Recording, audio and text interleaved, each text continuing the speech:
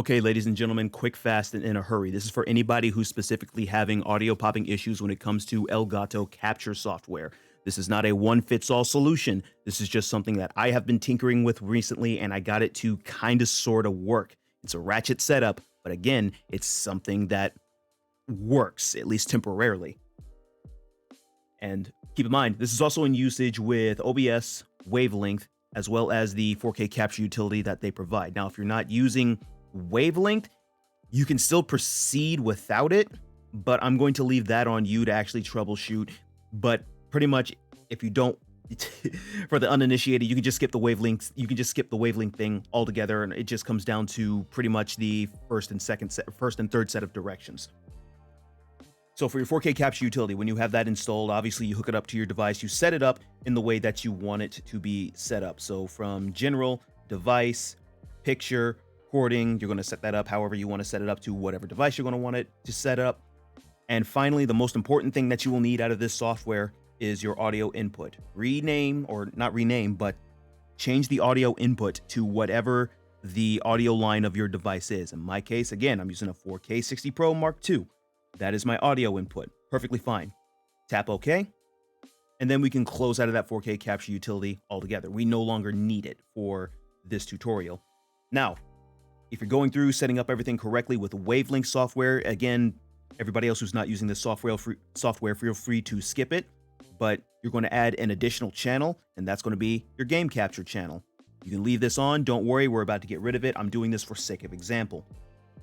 So you've got that set up. You come into OBS, go into your settings, not output, I apologize, audio. What I personally like to do is set up my mic auxiliary audio with mic in first. That way I'm at the top of everything.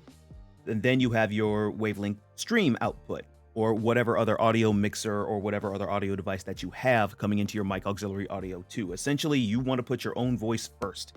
That's the way that I do it.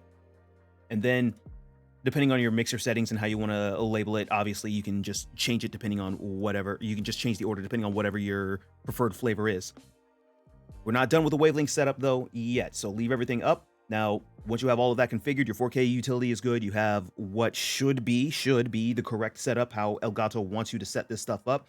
You come in, you add your video capture device. We'll just leave that blank for now. Make sure your device is set to Game Capture 4K 60 Pro Mark II or whatever device that you're using. Resolution, you can use device default. I like to go in and customize it a little bit, so that way OBS is tied to whatever the device is using. In my case, 1080 by 60 FPS. Video format, you can leave that as is. Color space, fine. Color range, perfectly fine. Buffering, be sure you disable that. Apply rotation from data. I just turned that off for sake of argument.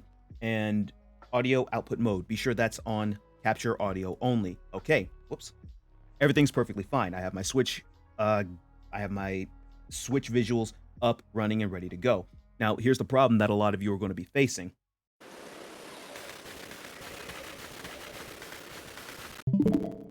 You get audio popping, and that's been the bane of my existence for the longest time. But luckily, there is a ratchet solution for it that I have just found out.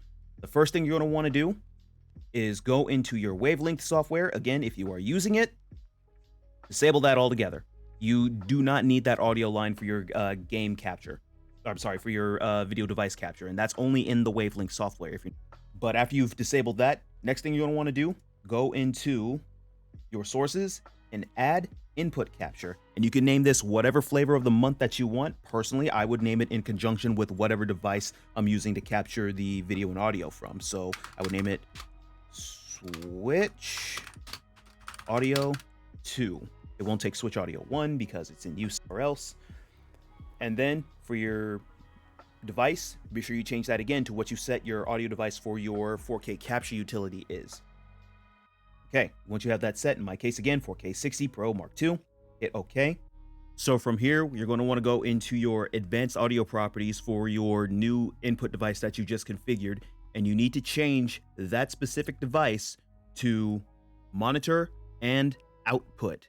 This is especially vital if you're like me and you want to add some compression into your stream or into your recording, so that way you can add a ducking source off the compression to lower the game audio that allows you to clearly speak without having to worry about the game audio overpowering you or you having to yell into your mic to think you need to be much louder than what the game audio is currently present at.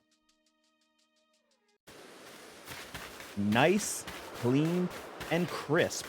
And there's one of two options to go from there. Number one, you can just call it a day and you're done. So long as you're speaking over your audio, that's perfectly fine. I, however, like to use a compressor. So I go into my filters. I already have it copy and pasted. So we just paste it in here. That's my compressor settings. Keep in mind, that's not a fix-all solution. Your volume, your mic, everything on your setup may vary. It's very worthwhile to actually try to get a little bit of ducking going on so far as your audio. And then once you have all of that set, what you should come out with is